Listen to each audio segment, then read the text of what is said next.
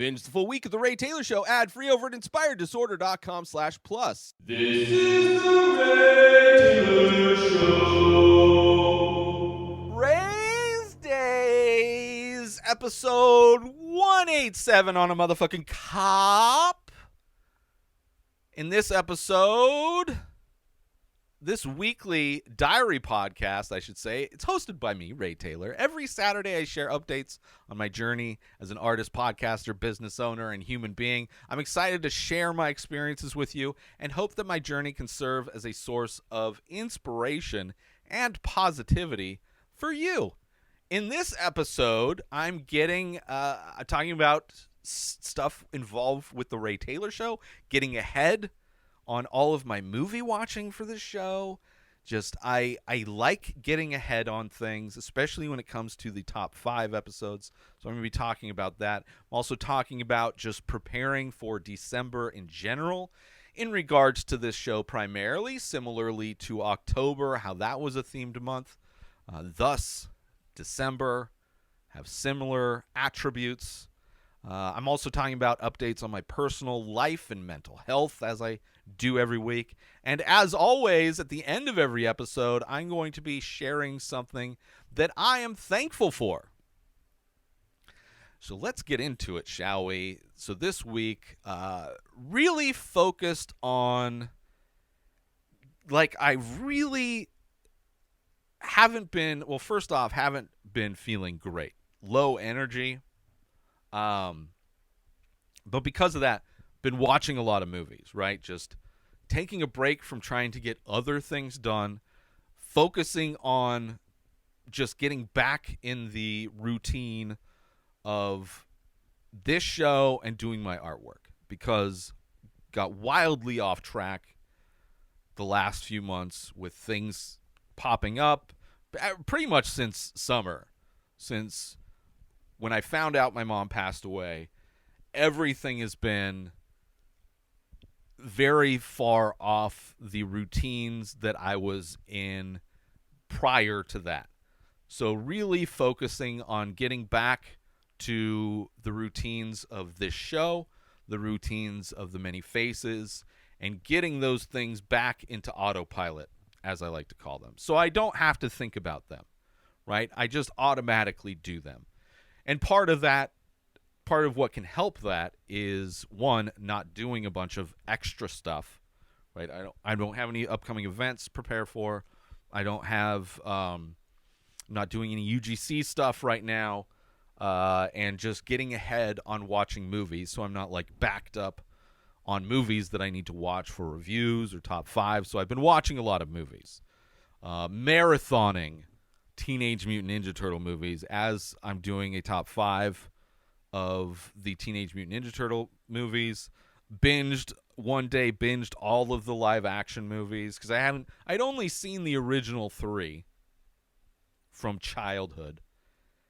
Haven't watched those in a long time. Never saw the live action reboots, and was excited to see the most recent animated film, Mutant Mayhem. So marathoned those movies, which was a lot of fun, thankfully. Just to get ahead on movie watching so that I can free up more time to get other stuff done, right? One, to get prepared for December. Like October, I focus on horror movies, try to review new horror movies, try to review classic horror films, foreign films, series, franchises, do top 5 rankings of different horror genres and subgenres, and directors and franchises. I want to do a similar thing, obviously, like I did last year for December, doing holiday movies, specifically Christmas. So I'll probably be doing... Last year I did my top 5 90s Christmas movies. I will probably do my top 5 80s this year, since there were movies people were expecting to see, but didn't actually come out in the 90s as they may have thought.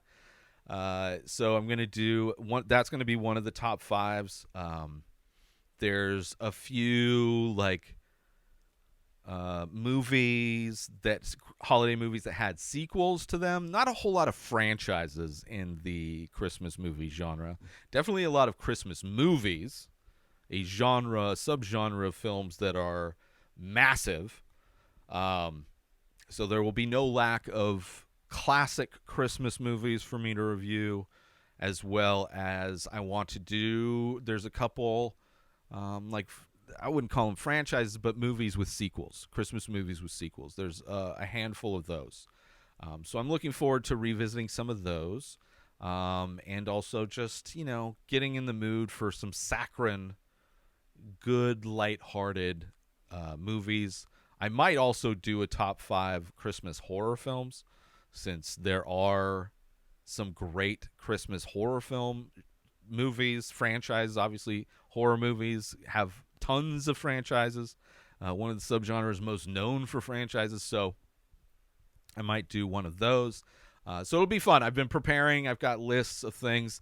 Haven't actually started doing the research on those to see how many movies are involved with me watching, but thankfully that's why I'm getting ahead on all my movie watching. I've already watched most of the movies for next week's top 5, which is going to be David Fincher films, which after watching The Killer, I really wanted to go back and rewatch all of his early stuff. There's a couple that I hadn't seen yet, and just some that I really have wanted to rewatch since, I've watched them one time. Like Gone Girl, I'd only seen once. I haven't seen Social Network in a long time. So there's a lot of David Fincher movies. Hadn't seen The Game in a while.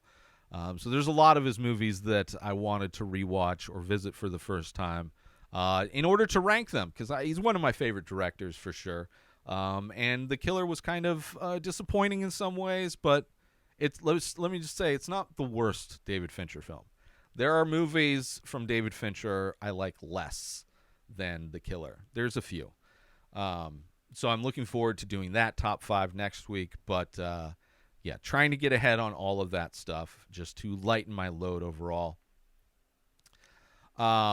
This past Thursday, it'll be 2 weeks ago as this episode comes out, but I paint live every Thursday at 4:20 on youtube.com/inspiredsorter, and took my time. The painting that I've been doing recently have been very short, very fast, usually taking less than 2 hours to do 7 paintings. This past week, I almost painted for 3 hours, which has been a while. They were the larger size paintings, the 9x12s, as opposed to the 4x6s and 6x9s that I had been doing the past few weeks. So larger surface area to cover, takes a little bit longer to do, but was also just kind of not in the mood of just trying to get it done like I had been in previous weeks. I was comfortable, set up, didn't feel rushed, enjoying the podcast I was listening to. It was weird. It was weird that it took so long, but it was good. It's another aspect of being so ahead on my movie watching is that I didn't have to worry about getting done at a certain time so I could try and watch a couple movies. Even though I think I did get a couple movies in regardless after I was done. So it was a good Thursday. So I think for as far as The Many Faces goes, I'm pretty much back on track with that. Streaming has been going good. Recording's been going good. The paintings, I'm happy with the paintings. Also, I think consistency is pretty good. Trying new things, which is always, the one aspect I try and challenge myself with. But everything else surrounding that is kind of back to autopilot. And Friday, Fridays when I photograph the new work and edit all the making of videos and all the social media content that comes with the new paintings, I probably got done in the most efficient amount of time. It felt really good Friday to get done as early as I did. Let's take a short break from this episode. Listeners, are you an art lover like I am, or simply someone who appreciates unique creativity? I've got something you'll adore. Dive into the world of the many faces, an ongoing series of mesmerizing ink paintings on paper. Each piece is a captivating blend of abstract and surreal, always presenting a face that tells its own story. The dedication behind this series is unmatched, with new paintings being released daily. And if you're thinking about owning one, you're in luck. You can start with a 4x6 painting for just $20. And if you desire something grander, there's always larger sizes available with prices to match. Imagine having an original piece of art infused with emotion and mystery gracing your space. So if you're intrigued, don't wait. Check out the entire collection and get your own at inspireddisorder.com. Own a piece of creativity that truly stands out. Now let's get back to the show.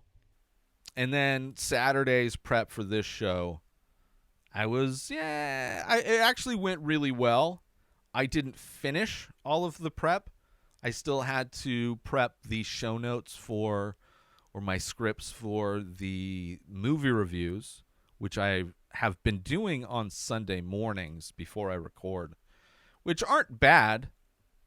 I actually kind of enjoy doing those as a means to wake up, because I've noticed if I start recording too early and I haven't given myself enough time to wake up, that like that first review, that Monday's movie review, which is usually the newest movie that's out, have some brain fog and stuff. So I actually don't mind doing a few other things just to help wake up before I start recording. So I had a little bit of a late start. I slept in a little bit, which I'm completely fine with. Any opportunity to sleep in is good, because the past few weeks my sleeping schedule was all over the place. It was just horrendous. I was like, did not help my mental health in any way. The fact that I was staying up till like 3 or 4 in the morning constantly, it was just threw me way off. When normally I go to sleep around 11, maybe midnight, wake up 7, 8 in the morning, usually. It's kind of my normal routine. So I've kind of gotten back to that, which is good.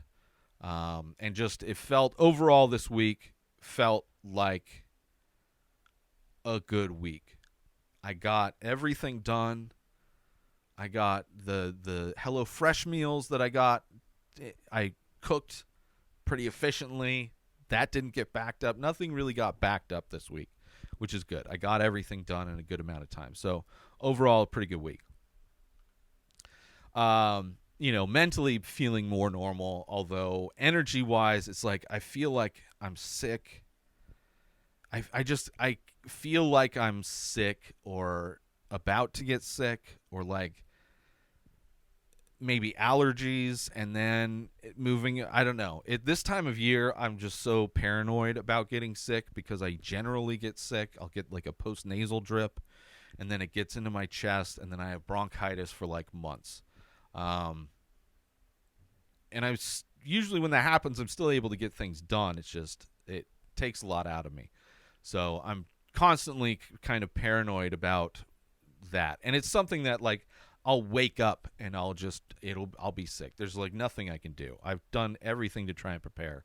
I'm really good at treating it once I am sick. But yeah, this week's been pretty good. Started off the week, like, after just the chaos, the mental chaos, and what was like my life chaos, just with my sleeping schedule being everywhere. My space was a mess. So started the week, cleaned everything up, whether it's just dirty dishes and just stuff that needed to get thrown away. Also, my dog Izzy is getting old. I have these giant rewashable pee mats because she can't hold it anymore. She just kind of goes whenever she needs to go. So there's always the smell of dog piss in my space, which, what are you going to do? But got the mats all cleaned up, got a new mat, a bigger one, so I don't have to worry about her missing it, because she was missing them. And when she misses a pee mat, I usually see it soon after, and the carpet's like cheap, like office carpet stuff, so it's not like a normal indoor carpet where there's like padding under it, and it's really short. So I'm usually able to soak a lot of it up with like a towel, and then I'll pour cornstarch on it to help soak it up. And I'll usually pour the cornstarch on a good amount, and I'll cover it with like a towel so it just doesn't get messed with. People don't step in it, walk through it. Izzy doesn't step through it. And I just let it soak for a couple days and until it's soaked up as much and dry, and then I just vacuum that up. And that's kind of what I've done when she's missed the PMATs, but now I've gotten these large PMATs. So like the entire area of my studio where she usually goes, it's so unlikely that she will miss. So got all that stuff cleaned up at the beginning of the week. Got it all vacuumed up and cleaned up. And it's just amazing how much better I feel when my space is clean. Like, just if I'm calming, it's like when it's messy, especially if it's messy and I'm not feeling like I'm depressed or whatever, looking at how messy it is only makes me more depressed, because like, I want to clean that up, but it's like I can't do anything right now. I don't know. And it's crazy how I used to live in so much mess. I mean, I used to have so much more junk in my life. And after moving over and over again the past, decade, I've gotten rid of 90% of things I used to have. Like, majority of things I own are things that I use on a daily basis.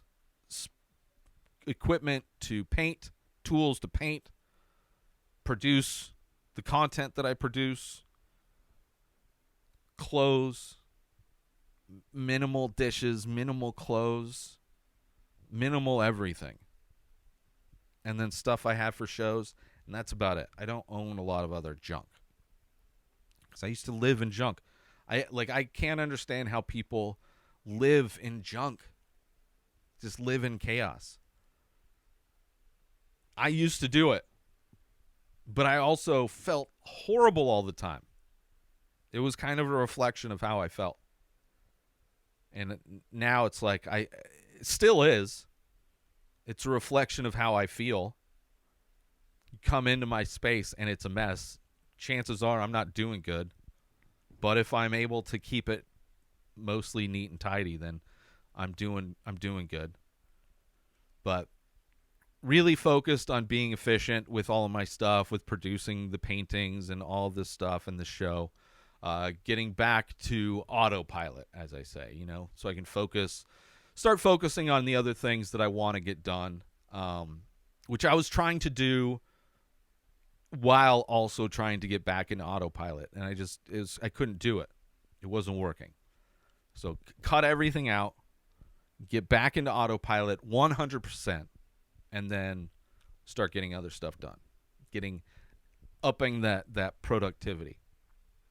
So hopefully I'll be able to start working on other projects that I want to get done, which have been on the back burner, which aren't like major things, but it's just like stuff I want to get done for upcoming events, stuff that I just want to get done with the website, stuff that I want to get done. Like, there's stuff that I've mentioned on here that I want to do that I still haven't even started doing.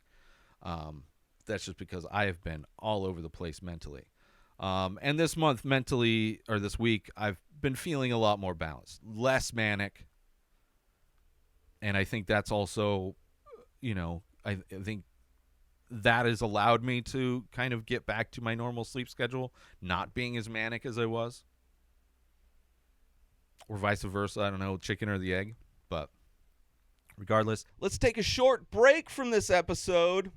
Listeners, let me paint you a picture. Imagine owning a piece of art that's not only visually striking, but also exclusive. Dive deep into The Many Faces, a series that's now available as high-quality, limited edition prints. Each piece captures the essence of abstract and surreal beauty, making it a perfect conversation starter for your space. What makes these prints even more special, they're all hand-signed and numbered by the artist, me, Ray Taylor, adding that personal touch of authenticity. And the best part, you don't need to break the bank to own one. Starting at just $5 for a 4x6 print, the sizes and prices scale up, giving you options to suit your space and your budget. Art collectors, enthusiasts, or anyone who loves unique pieces, this is your chance. Elevate your walls and own a piece of limited edition artistry. Head over to inspireddisorder.com and secure your exclusive print today. Now let's get back to the show. At the end of every episode of Rayz Dayz, I do like to share something that I'm thankful for. Be big, could be small, could be abstract, who knows? But I do want to talk about something I'm thankful for. So that's what I'm going to do right now. And this week, I am thankful for one of the podcasts that I produce, Top 5, which is a show that I produce comes out every Sunday. And it's a show where I rank movies in a variety of categories. I put them in top 5 lists, which is inspired by podcasts that I am a huge fan of, inspired by the show All Fantasy Everything, inspired by the show Screen Drafts, which do very different things than what I'm doing with Top 5. And Top 5, when it started, was doing different things than just movies.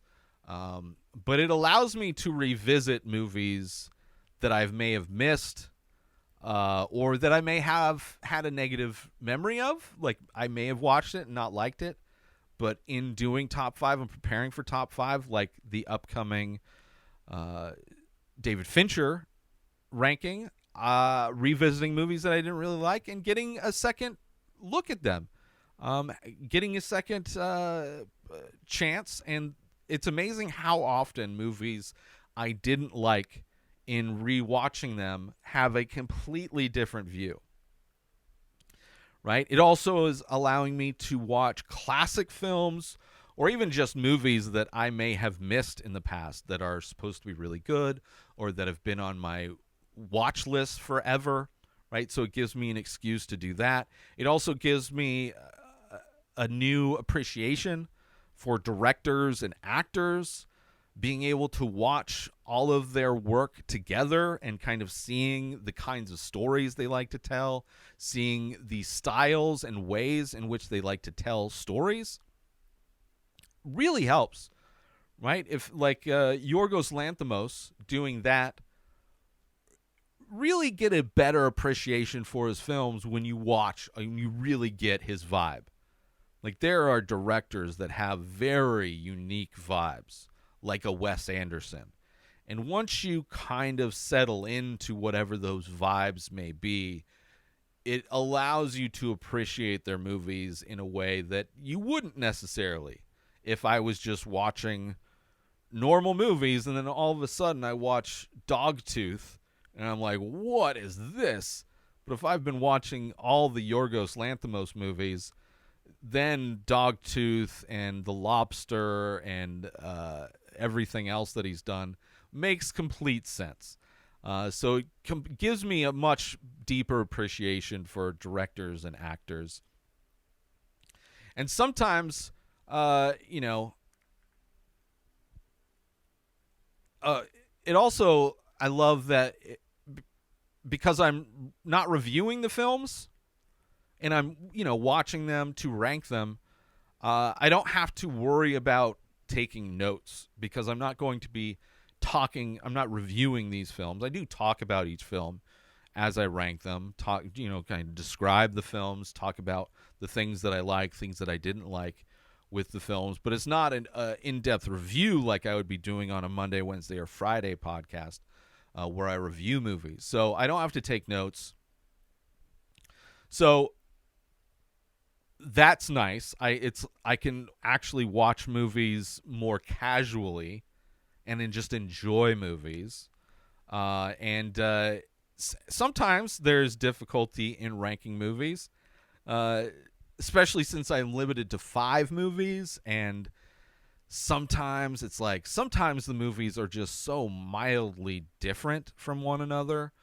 And then sometimes it's like there's like way so many great movies like David Fincher. Like I could easily, if I was doing ranking movies of all of his movies that I love, it would definitely be a longer list than just 5.